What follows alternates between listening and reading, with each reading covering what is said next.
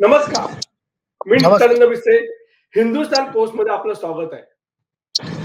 कल्याण डोंबिवलीतील 65 इमारतीतील रहिवाशांचा मुद्दा अनेक दिवस चर्चेत आहे. माध्यमांमधून सगळेच राजकारणी रहिवाशांना बेघर होऊ देणार नाही असं सांगत आहे. मात्र प्रत्यक्ष कृतीच्या स्तरावरती हे प्रकरण आहे कुठे? या लोकांना कसा दिलासा मिळेल? याविषयी चर्चा करण्यासाठी आपल्यासोबत आहेत मूळ याचिकाकर्ते संदीप पाटील. जरी राजकीय पक्ष किंवा इतर लोक म्हणत असतील, की आम्ही काहीतरी जाऊन त्यांना मदत करणार, वाचवणार, ती वाचणार, तर त्याचे चान्सेस खूप कमी आहेत. कारण एकदा हायकोर्टाच्या ऑर्डर्स असल्यानंतर याचा मान-सन्मान हा सर्वांनाच राखावा लागेल, ठेवावा लागेल. अधिवेशनामध्ये मला वाटत नाही, की अशा काही विषयावरती एखादा नाही, कारण ती कायद्यामध्ये जोपर्यंत तरतूद येत नाही, तशी फेरबदल होत नाही, तोपर्यंत त्या गोष्टी होणार नाहीत. कारण या लोकांवरती संकट आता अजून जास्त वाढलेला आहे. पाटील साहेब, तुमच्या म्हणण्यानुसार ह्या इमारतींवरती कारवाई होणारच आहे असं तुमचं म्हणणं आहे. इमारतीवरती कारवाई होणार 100% आहे, त्यांना तोडावंच लागेल असं तुमचं म्हणणं आहे. हं. परंतु राजकीय पातळीवरती राजकीय पक्ष वगैरे जे संघटना आहेत किंवा सत्ताधारी पक्ष आहेत, ते म्हणत आहेत की आम्ही त्यांना संरक्षण देऊ. परंतु कायद्याच्या बाजूने तुम्ही म्हणत आहात की कायद्याच्या दृष्टिकोनातून पाहता, निर्णय पाहता की हे सरकारला करणं अशक्य होईल. कसं असतं, कायद्यामध्ये तरतूद जरी केली, ती तरतूद पूर्ण प्रॉपरली बसली पाहिजे. आता तुम्हाला सांगतो, अशीच एक तरतूद केलेली होती. एम-आर-टी-पी सेक्शन 52 खाली एखादा इल्लीगल कन्स्ट्रक्शन असतो, त्याला आपण नोटीस मारतो. त्यानंतर 53 खाली मारतो. पाटील साहेब, कायद्याच्या दृष्टीने तुम्ही प्रत्येक गोष्ट कायद्याच्या दृष्टीने बोलत मी आहात, पूर्ण नाही कायद्याच्या केला. दृष्टीने बोलत मी आहात.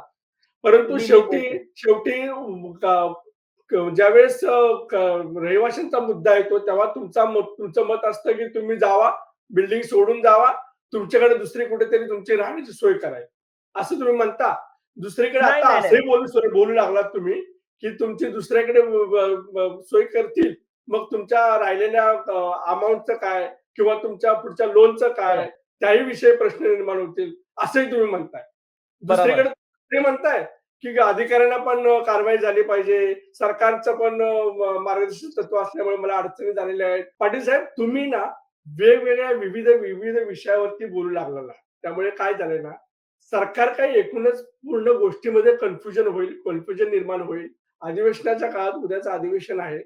आपण आशा करूया की ह्या बिल्डिंग राहतीलच की. असं काही शक्य आहे का? असं अशक्यच आहे. तुमच्या म्हणण्यानुसार असं वाटतं की हे अशक्यच आहे. जे कायदे करणार आहे, कायदे मंडळच म्हणतंय की आम्ही पाहू, त्यातून मार्ग काढू. मग संदीप पाटील साहेब, तुम्ही या विषयावरती थोडं सकारात्मक राहून बिल्डिंग राहतील, सुरक्षित राहतील अशी भूमिका कधी घेणार आहात? बघा, एक मी क्लिअरली बोलतो. आपण कायद्याला धरून चालणारी माणसं आहेत. सर्वांना रेग्युलाइजची संधी दिली गेली. परंतु रेग्युलाइज त्या बिल्डिंग नाही झाल्या.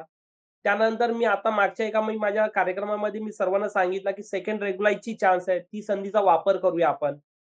मी लोकांच्या पाठीशी आहे. परंतु मला जे काही दिसतंय, ही मार्गदर्शक सूचना जर आली नसती, तर काहीतरी याच्यामध्ये मार्ग अजून निघू शकले असते. कारण ही आता आड जाणार आहे त्याच्या. मार्गदर्शक सूचनाबद्दल जर आपण सर्वांनी जर माहिती घेऊन पाहिली, तर तुम्हाला लक्षात येईल. कारण हे काढणं हा वेळ योग्य नव्हतं.